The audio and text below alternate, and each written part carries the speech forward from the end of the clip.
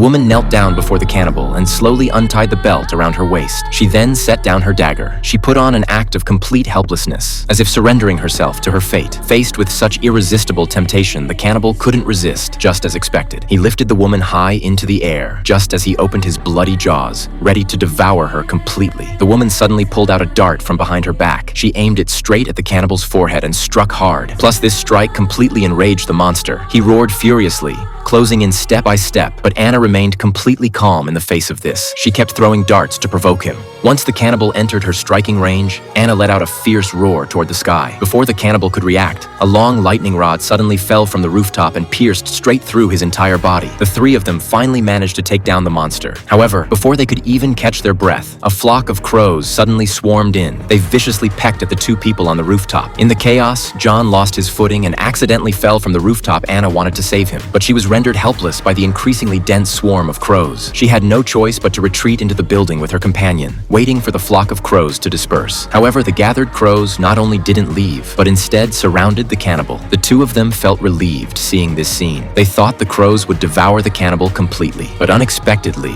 after just a few seconds, the crows suddenly flew away, and the cannibal's corpse had mysteriously disappeared as well. The two didn't think much about it. All they wanted at that moment was to get out of this cursed place. Fortunately, the police arrived at that moment. The two were finally rescued. They thought everything was over, but what they didn't expect was under the crows' intervention. The cannibal was actually reborn. Meanwhile, Anna, who had been scratched by the cannibal earlier, began experiencing strange changes in her body.